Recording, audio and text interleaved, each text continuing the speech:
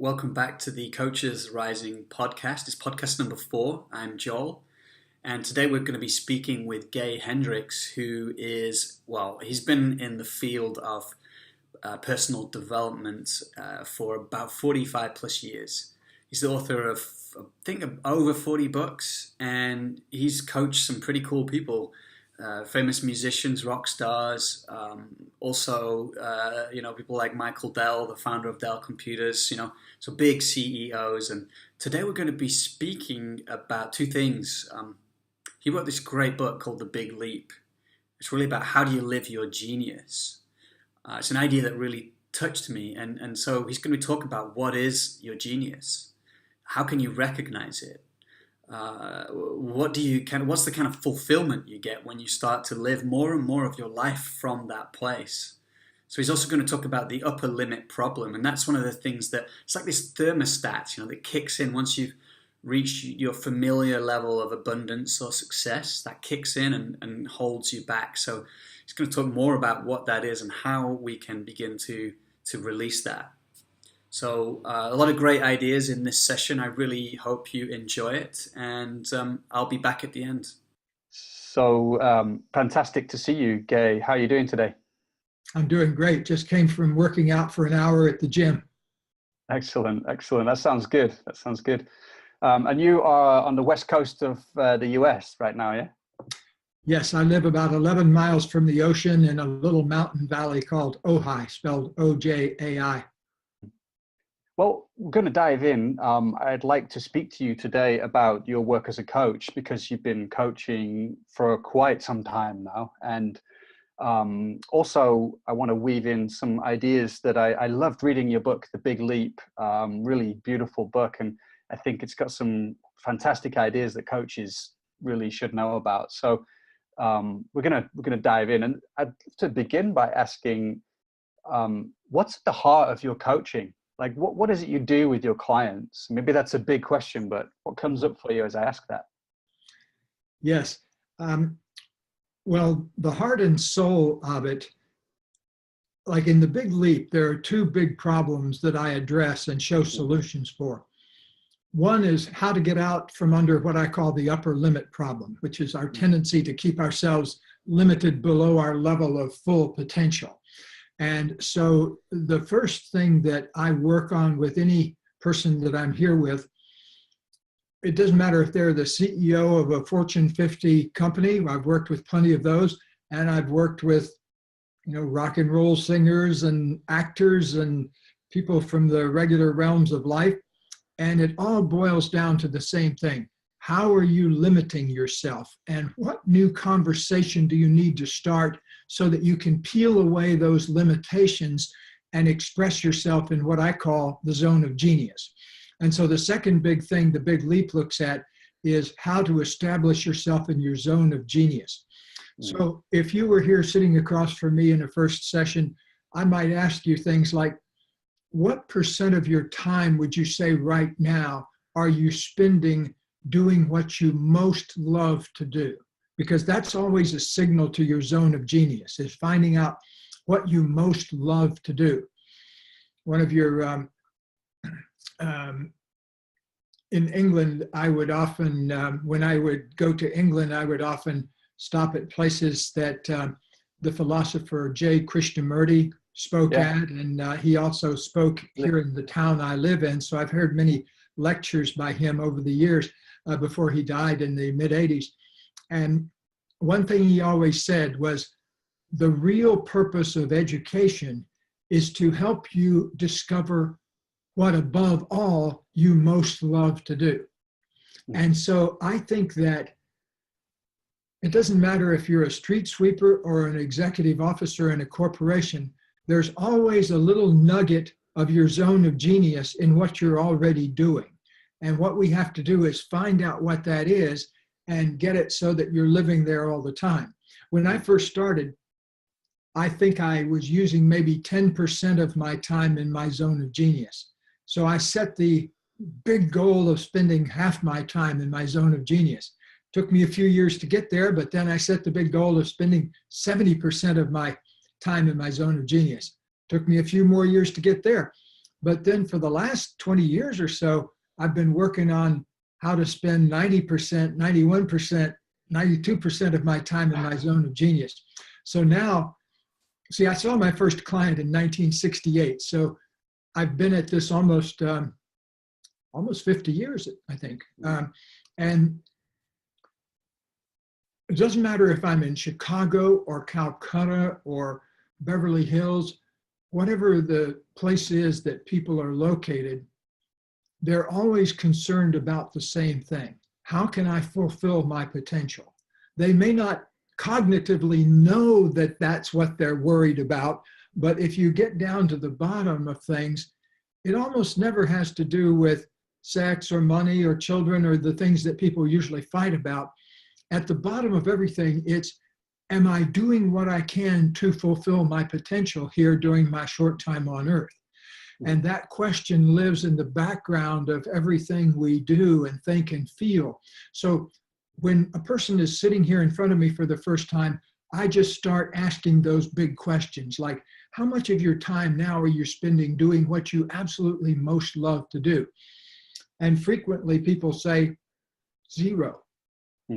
And that to me, that weighs heavy on everybody's heart if you're not doing that. And like I mentioned, I've had CEOs of Fortune 50 companies in here who make multi-billion-dollar decisions, but have never really asked themselves the big question about, am I doing what I really most love to do? And it's embedded in every one of us, I think, to seek the very best for ourselves. And so I just bring that to the person's attention, sometimes for the first time when I work with them. Beautiful answer. So, of course, I want to talk to you a lot about the zone of genius and how we know we're in it and access it. But, I mean, how come more people aren't living in this place? Like, what are some of those, the ways that we stop ourselves? You mentioned this upper limit problem, but like, how do we stop ourselves from living in the zone of genius? Yes. Well, you have to look very early, because when we're born into a party that's been going on for many years. We're born into a set of programs, a set of assumptions, a language that's been spoken for a long, long time. And so we come into that, and it's very easy to adopt those conversations and think they're your own. Like, for example, one of the big breakthroughs that Katie and I made when we were first together, I was pedaling on my exercise bike one night in winter in Colorado, and this is around 1981, something like that, probably before you were born, Joel. So I was pedaling along on my exercise bike on a long winter evening in Colorado, and I found myself worrying, are we going to have enough money to make it through to the end of the month? So that kept cycling through my mind. And all of a sudden, I had this moment of enlightenment where I realized, oh, that's the same conversation I heard around me all the time growing up. And I've just sort of adopted it as my own life. And now I'm living it out for another generation. And no doubt it was going on 3 or 4 generations, because they were all focused on their survival. Can we make it? So I decided to stop that conversation and make a different conversation in my mind called, how can I create maximum abundance for myself, rather than how can I make it through to the end of the month? How can I create maximum abundance for myself while contributing to others at the same time? Now that's a much bigger question. And one of the things that I think human beings need to do is ask ourselves the very biggest questions. We're not always going to find the answers to them, but just the asking of the question opens you up to wisdom at a bunch of different levels. So around here in our seminars, we call them wonder questions, because a good wonder question is a question you don't know the answer to, but you'd really like to know the answer to. Like, how can I create maximum abundance for myself while contributing to others at my maximum ability? To me, that's a great wonder question, because it stretches me in every possible direction. It stretches me in creating my own abundance, and it stretches me in creating abundance or contribution to the people that I'm working with. My life purpose, Joel, is, I can state it in one sentence, It's that I expand in love, abundance, and creativity every day as I inspire others to do the same. And if I can stay true to that principle, I'm a happy guy. And so I formulated that back in the 1970s, and I really haven't deviated from it. I've been able to judge everything I do. Is it serving that purpose? Is it creating expansiveness and love, creativity, and abundance every day for me? And am I doing it in such a way that it inspires others? It lets me know at an instant whether I'm fulfilling my life purpose or not. I hadn't figured that out until I was maybe, 30 years old or something like that. So it's never too late. I've had people in here who are 75 years old and are still working on that. But when I was 30, I began to realize that I didn't have my own clearly defined life purpose. And one of the things I say, unless you know what your life purpose is, you can be sure you're living out somebody else's life purpose. And so we need to look at, where do we get these upper limits installed? And one of the ways they get installed is just by being born into a limiting conversation about money, about love, about creativity, about contribution. And so you need to start looking at, where did your limitations begin, and how can I lift them off myself so I can find my own true path now? Yeah.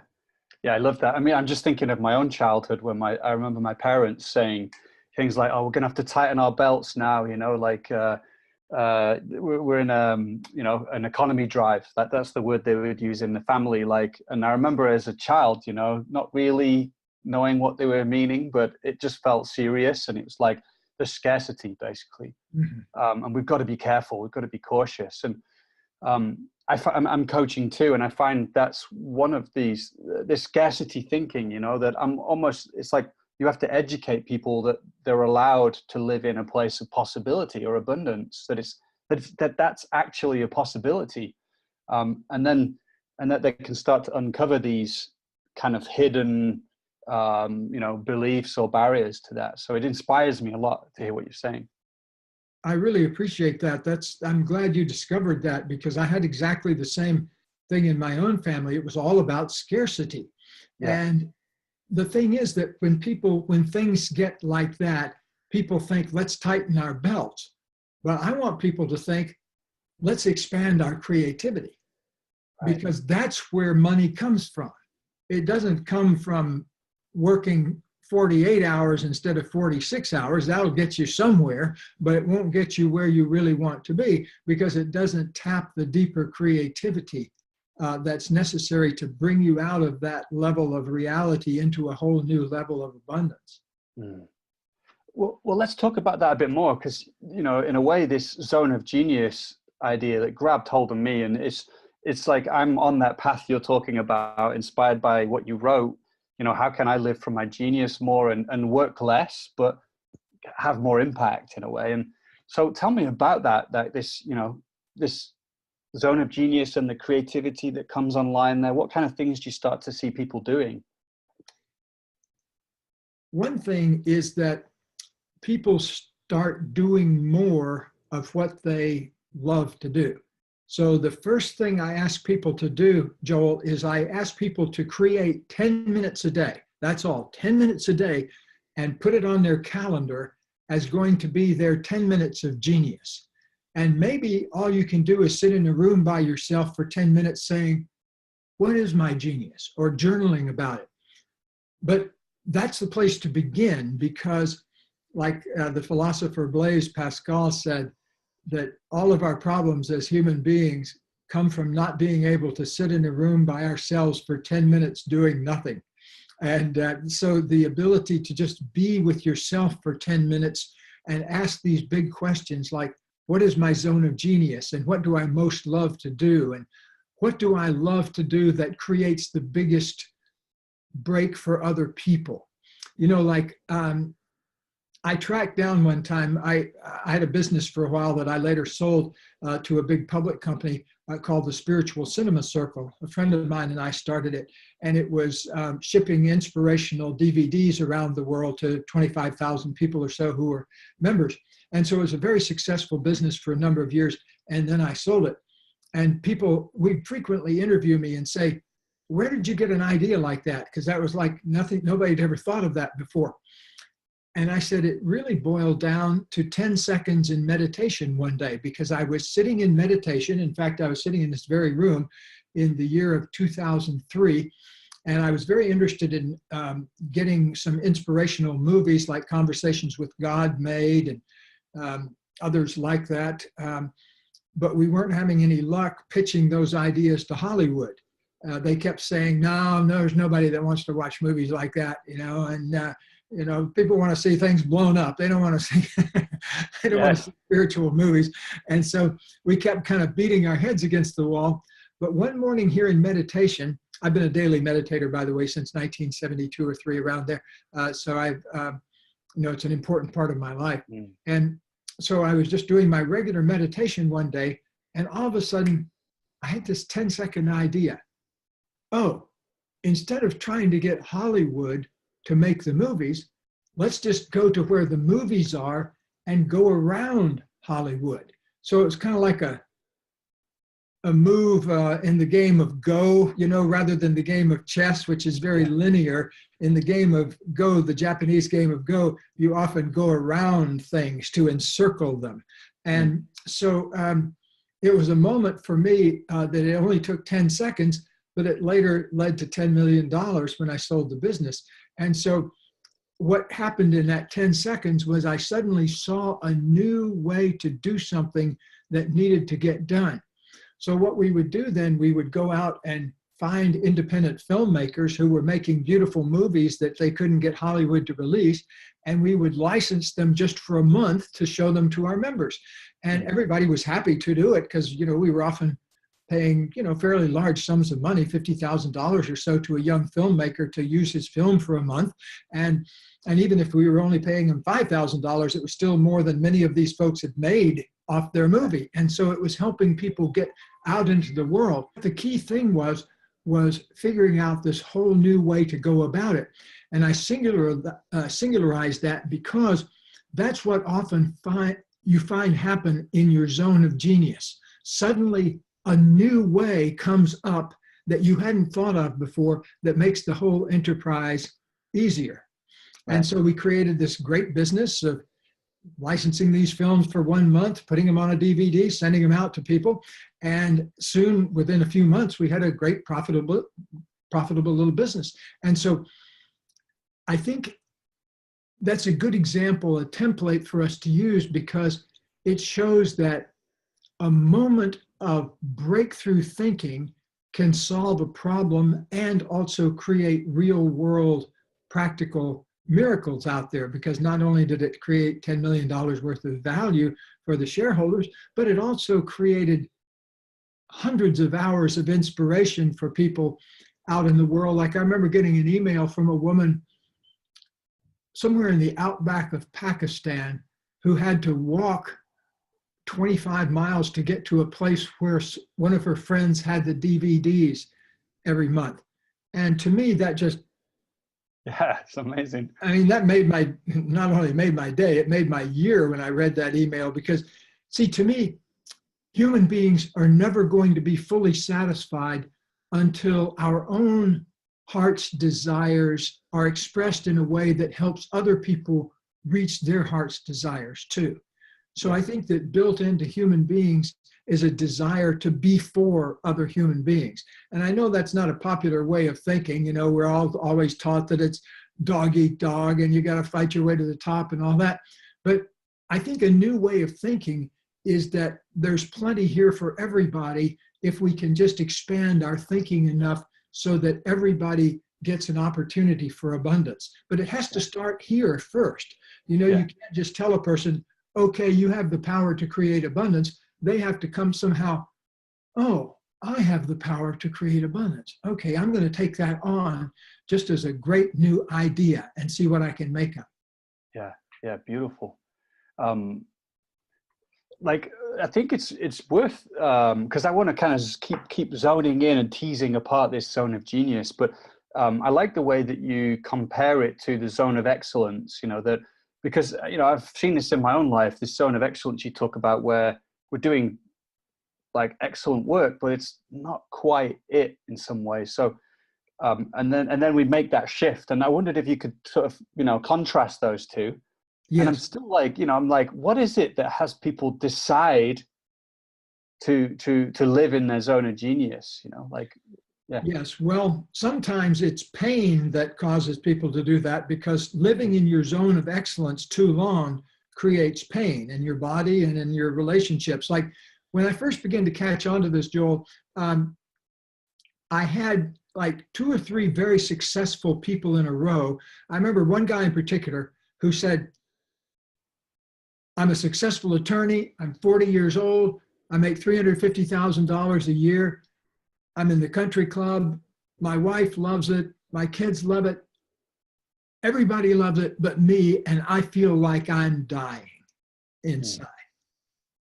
And what is that all about? Well, what it was all about was he'd been living in his zone of excellence too long, and he hadn't been asking himself the question about, how can I spend more time in my zone of genius? See, there's a conspiracy to keep you in your zone of excellence, because usually when we're in the saddle, we're making money, where other people are depending on us, and they're afraid, and we're afraid that if I really bring forth my genius, it's going to cost me something down there. But I haven't seen it happen yet. I see when people, even successful people, when they open up to their zone of genius, it doesn't cost them anything. They go beyond into a new zone of abundance. And so, but I think it's the big problem we're talking about here, Joel, is fear. Because what blocks the zone of genius are those fears. And there aren't that many of them. There's a very popular one among the coaches that I work with is what I call in the big leap, the fear of outshining. Many people that are in the helping professions have a kind of a fear of going to their full genius, going to their full potential, because they're afraid that it'll outshine other people. And that's a programming we get in our early life. A lot of times we're, don't outshine your brother or sister, don't be the tall poppy, don't stick out above the crowd. In Australia, they have a saying, don't be the tall poppy, which means don't put your head out above the rest of the poppies, because the farmer will cut it off. And so it's a stay down in the pack kind of idea. And many other cultures have that too. In Sweden, for example, they have a concept in the culture called lagom, which is don't be too far ahead, don't be too far back. Stay down right in the pack and be in the middle. And that's where the safety is. So sometimes it's societal programming like that. Sometimes it's family programming. But in each case, there's some kind of programming where the person chooses unconsciously to live underneath their zone of genius. So when they stick their head up into their zone of genius, it's scary up there, and they pull their head back down, and that's the upper limit problem. And so what I'm getting at is having us just in the beginning, stick our heads out for 10 minutes a day, see that it's a good thing, and gradually then come more and more and more and more until you get where you're spending 90-some% of your time in your zone of genius. It takes some work though, no question about it. You've got to focus on it for a while.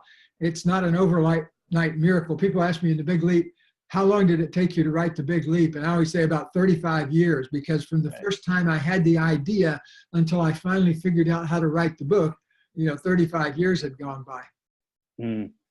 Like one of the signs, the limits that I recognized in myself from the book was feeling flawed. Like there was just this sense of, who am I to be able to express my genius? That I'm not, my genius isn't genius enough. There's something wrong with me. So it will be just okay. So what's the point in trying? And like with all these beliefs, it's like it's so insidious, and it's like the Matrix. Once you start to capture that fear, basically, there's a lot of fear and shame caught up in there. But it's so liberating as well. Yeah. Well, Sophocles said it very well. He said, "When you're afraid, everything rustles." Because you're listening. The fear is everywhere, but it's coming from down in here. And I think that one of our biggest fears as human beings is that fear of fully shining. And I mean, look at a lot of the religious mythology.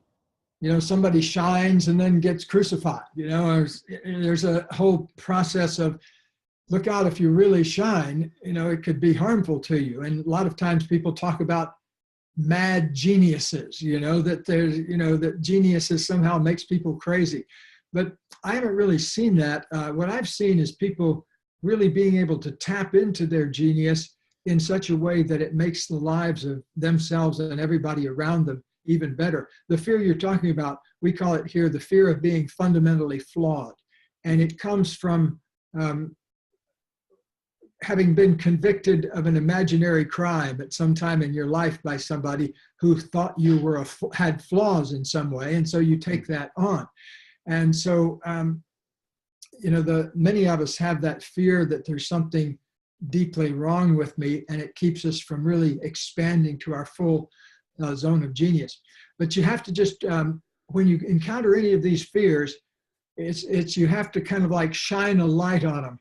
Like I remember when I was a kid, I had this curtain that would blow sometimes in the wind, and I thought there was some ghost in it.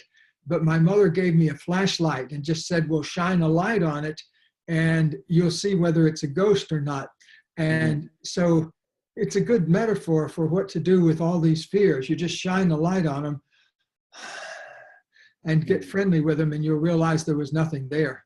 Nice, nice.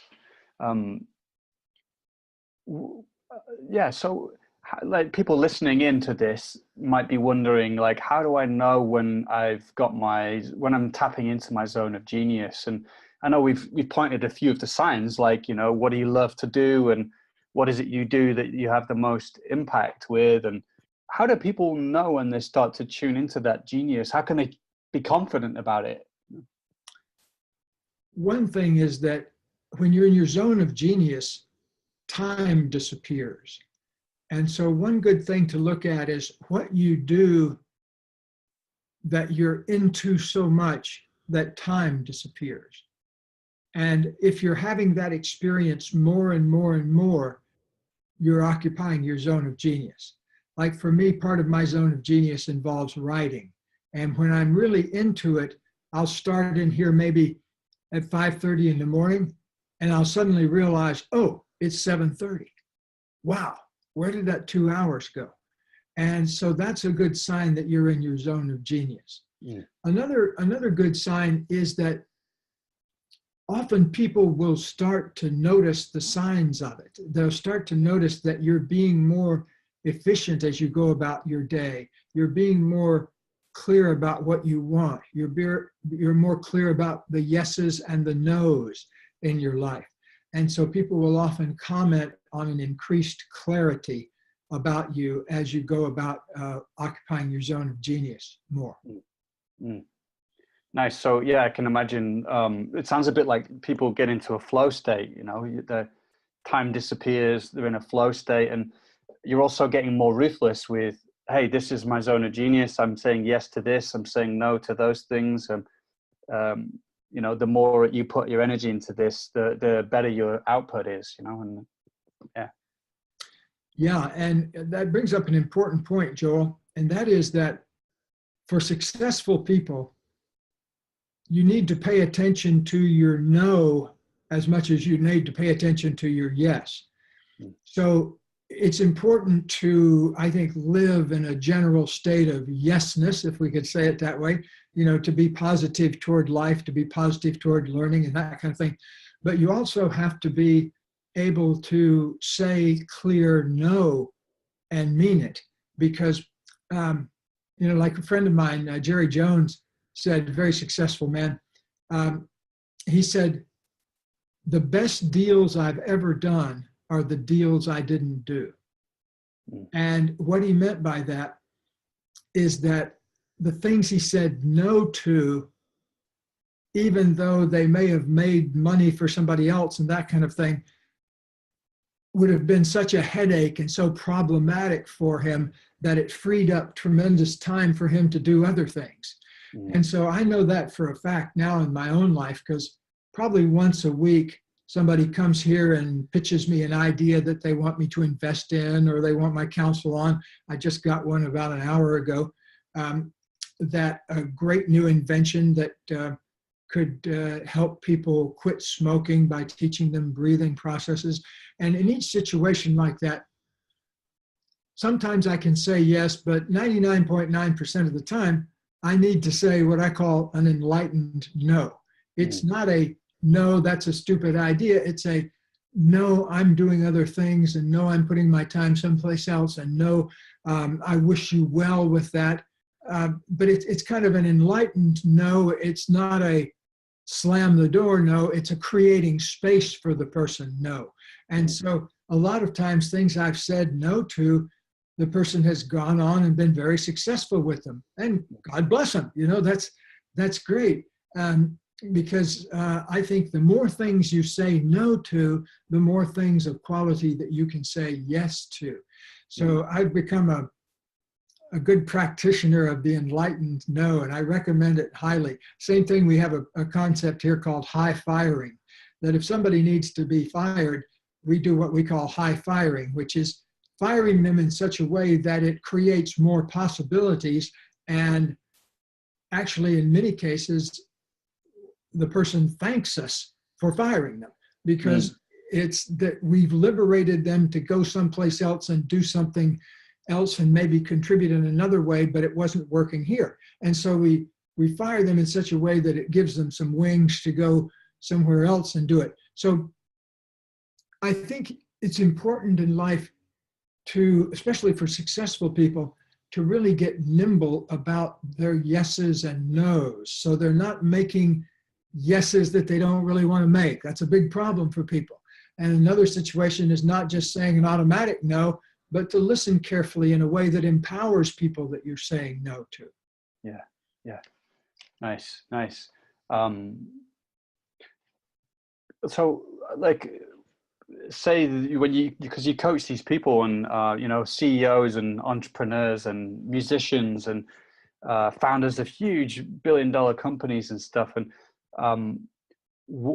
can you tell me about the trajectory that you see? Say somebody makes that decision. I'm going to live in my zone of genius. I'm going to take a risk. Basically, I'm going to maybe let go of something, my zone of excellence, where I've been really successful, but in my heart of hearts, I know it's not really what I want to contribute. And then they start to get clear. What is that contribution? Like, how does that play out for people? Do you, as a coach, you have to kind of keep them on track with that? Well, first of all, some people are just kind of born with it, but most of us aren't like that. I certainly wasn't like that.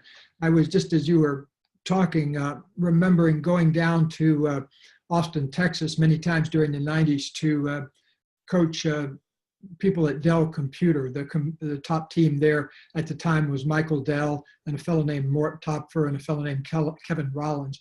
And so, like, I was thinking of Michael, a mind like his doesn't appear very often, like one of the most amazing human beings I've ever met. And also one of the most open to learning. If somebody brings him a piece of stuff the average person might not want to look at, he doesn't spend any time being defensive. He just wants to know it. His mind just opens and he, gets it and moves on.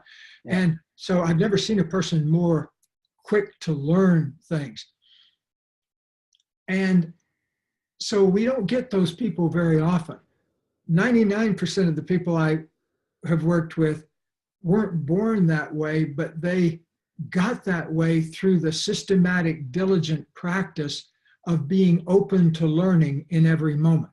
They gradually learn to be open to learning. And see, I think one of the biggest problems that people, particularly in the business world, face is getting defensive in the presence of things that are being given to them. Instead of receiving the learning from it, they get defensive and say, no, I don't want to entertain that. I mean, and you certainly see it in the political realm too. People give politicians incredible amount of feedback, and many times they get very defensive and start defending themselves rather than responding to what's going on. And so what we need to do is develop a life stance of being open to learning, because that commitment can get you through situations that almost nothing else can get you through. Because see, when you're operating a Ferrari at 180 miles an hour, you have to do more than use your logic. You have to be so into the experience that you can detect minor fluctuations out on the front wheel. And as a matter of fact, I was listening to the audio of, I was watching, just flipped past it on when I was exercising the other day, of a Grand Prix race where the drivers were equipped with things that they talked to their pit about. And you could overhear these conversations, and the guy would be saying, you know, something's going on in the right front brake. You know, that just some little thing that he noticed there. So when you're operating your business at the speed of life, that's what we say here, it's coming at the speed of life, you need to do more than just use your logical capabilities. You need to have a combination of vision, logic, and intuition. And intuition grows out of this thing we're talking about called the zone of genius. One of the things I've seen in people that are operating in their zone of genius, highly intuitive. They can feel things as well as think through things. They can feel their way through situations rather than think their way through. And I'm not saying they're not logical. I mean, they're incredibly more brilliantly logical than I am. But on the other hand, they often balance that with an intuitive feel that makes them go against their logic sometimes in favor of that intuition. Yeah, beautiful. Well, in a way, like because I can imagine as we get into this zone of genius more, and I've noticed in my own life, the more I've allowed myself to be in that creative space, the more it is a kind of full spectrum experience, you know, and that actually I have to really trust my my body and my emotions and my felt experience in order to be in relationship with whatever it is that my genius is, you know. And that actually by being in relationship with it, it starts to work me and open me up, and creativity starts to open up, things start to come through. I can start to use myself as an instrument and sense into things and feel and open myself up to allow myself to be more creative, to allow myself to feel more successful. So it seems like these things are all connected. Well, I appreciate you bringing that out, Joel, because like if you come to one of our seminars, we spend a lot of time helping people learn more about their bodies, using their breathing and other tools we've developed. Because you see, the part of us that is involved with logic is only about the size of a 50-cent piece up here on the left side of the brain. And then there's the rest of us. You know, it's like, it would be like trying to judge a building from a coat of paint on the roof. You know, it doesn't capture the whole full magnificence of us.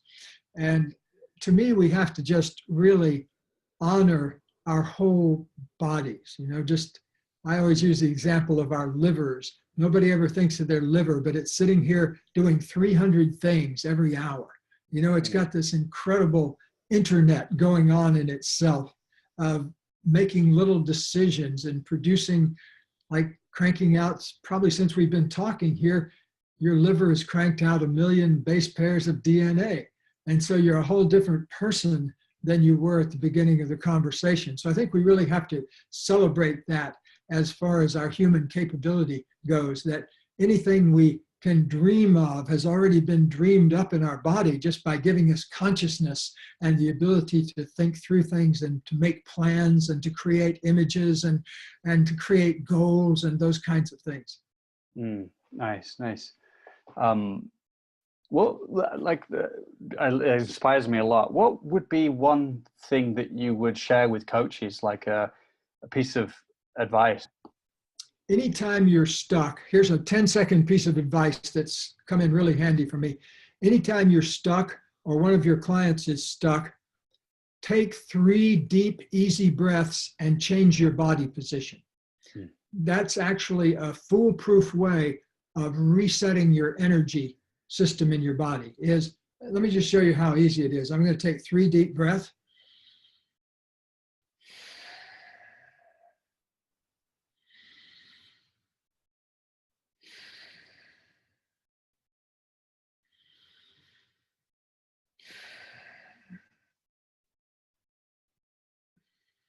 and change my body position. That's all it took. And all of a sudden I have a full, fresh wave of energy rolling through my body. And so anytime you're feeling a little bit off center, that's a great 10-second trick you can use to really reset your energy system. It works so well, by the way, that I read a study one time in the medical literature. They were testing out an antidepressant, and they had one group take the antidepressant, and then they had another group just sit and read about depression for an hour, and then they wanted to have something do in the other group to do something but not take the drug. And so they taught them to take 3 deep breaths and to change their body position when they started feeling depressed. And then they did the study, and guess which group got better? You know, the ones with the antidepressants, they got better. The ones with the breathing got even better. And the other ones that read about depression didn't get better at all. So that's where I got this idea of taking 3 deep breaths and changing your body position. It's really a great little way of shaking up your energy system and resetting things. Nice. Well, it's been a really great 50 minutes. I think we've been speaking for, and we've covered so many rich topics. I just want to thank you for your generosity. My pleasure. Excellent. And I hope it inspires everybody watching as well to kind of make that commitment to live from their zone of genius too. So you're only a breath away from it. All right. Thanks, Gay. Thanks, Joel. It's me again. Before you go, I just want to tell you, if you want to check out more podcasts like this one, then you can. We're going to be speaking to people all the time about how to become a more effective, more impactful coach. So we're going to be speaking to all kinds of people, all kinds of perspectives about how you can do that. So if you want to know more, just head to coachesrising.com and you'll find our podcast page there, or you can subscribe on iTunes or whatever. So hope to see you again. Thanks.